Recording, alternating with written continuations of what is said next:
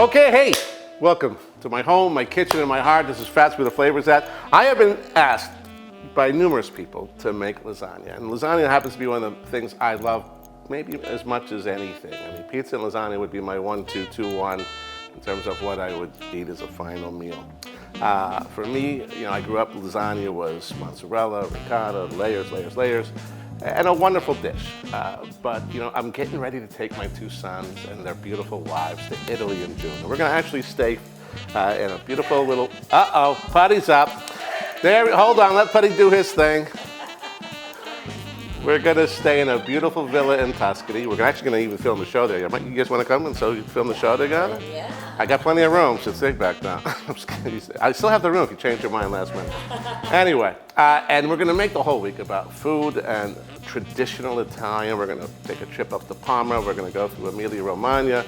And on your way there, you've got to go through Bologna, where Lasagna Bolognese is most noted and what is most known for.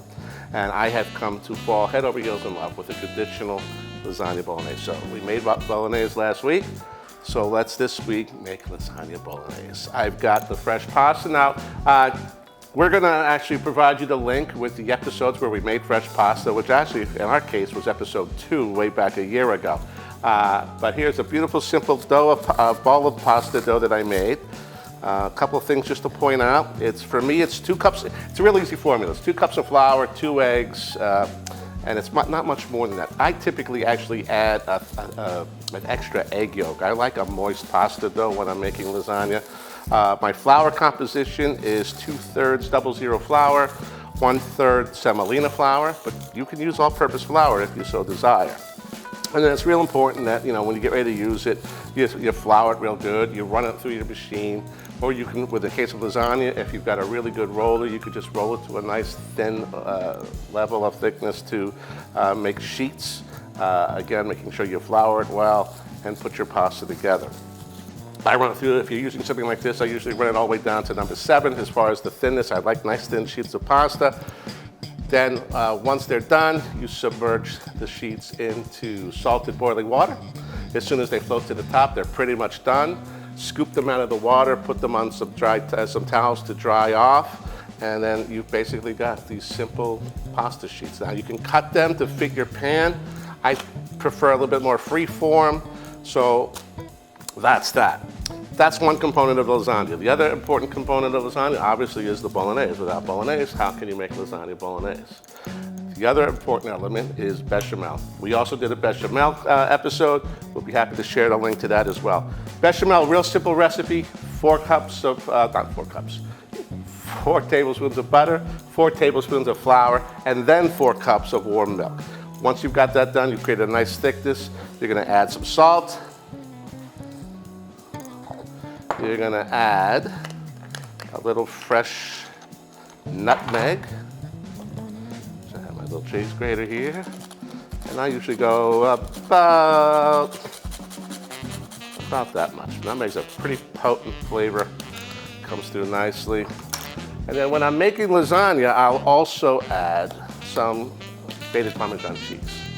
Very important you do this off the eat, otherwise you're gonna have a lot of stuck cheese to the bottom of your pan. So I'm gonna put in a couple little fistfuls rather, of grated Parmesan cheese. Get my spoon here. I'm gonna stir this up real nice. So you've got a nice, thick, classic white sauce that you've enhanced with salt, fresh grated nutmeg, and some grated Parmesan cheese. This is essentially, these are the ingredients, the elements, the components of lasagna bolognese. That's really not much more than that. So, let's put it together. This is really just a class on building a lasagna. So we're gonna start with a couple of spoonfuls on the bottom of the pan. Use any size pan that you like. Just enough to cover the bottom. Just sort of move that around a little bit, like so. Set that there, hopefully she won't fall in. All right, we'll weigh in some pasta. Usually you want your bottom layer to be a little bit more substantial. There you go. Then we're gonna take our bolognese. A nice even layer of bolognese.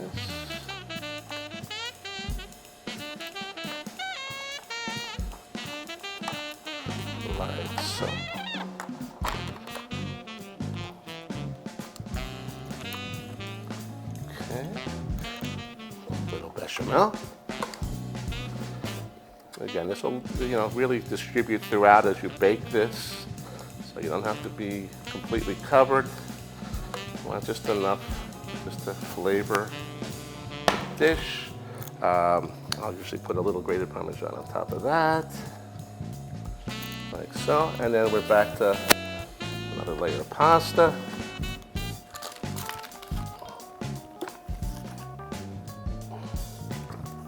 Like so. Another layer of bolognese. And again, you could do this 2 layers, 3 layers, 1 layer, 5 layers, however high your pan will allow, and however much of the ingredients you made of the items that you're making, and that you're making the pasta. So again, distribute evenly. Another couple of spoonfuls of beche.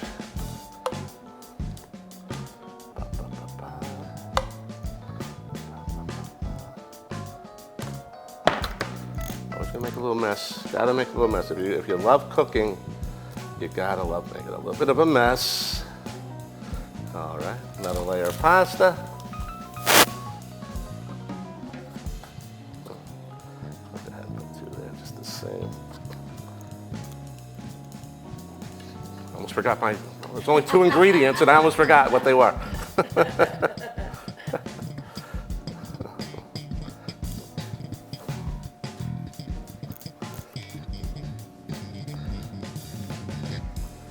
Oh gosh, hang in there with me, guys. It's just we're building something here. All right, what I'll do is I'll put this in the oven at 325, covered, for about 30 minutes. Okay, our lasagna's been baked. I've already cut into it. I've already plated it up, as you can see. Nice thin layers of pasta with layers of bechamel and bolognese. We'll top off again with some fresh grated Parmesan. Cause make it snow. For all our friends in the north who probably are living through it right now. Suckers. We're at the beach. And well, you know what? A little more green never hurt either. A little more green, especially with St. Patty's Day so close. Yay! There we are, and that's it. Traditional lasagna bolognese. With my own version of bolognese, homemade pasta, bechamel that I add a little nutmeg, which is typical, and a little grated Parmesan cheese. Well, there you go. We wrapped it up. For all those who kept asking for lasagna, we made one. We'll try to make another one next filming day. I like to play with different styles of lasagna. And listen, while I'm talking about lasagna, let me give a quick shout out to a group. It's a website called Lasagna Love. I got involved with these people. It's a wonderful group of people who, when COVID really hit, people struggled more than ever. So it's people who love to cook lasagna. You go on their website, you sign up, you give them parameters as far as what your radius of distance you're willing to travel for them. People will put in a request, you make a nice pan of lasagna for them, you deliver it to their home, you leave it at their door. LasagnaLove.com. It's a beautiful way of giving back a little bit in tough times. I just want to give them a shout out. Other than that, thank you all with all my heart for being here. Salud. These things do not mean anything to me without people I love. So this means the world to me. So I again bid you all farewell, and we will see you next time on That's Where the Flavors At. You better believe it. Thank you so much. We'll see you next time. Ciao.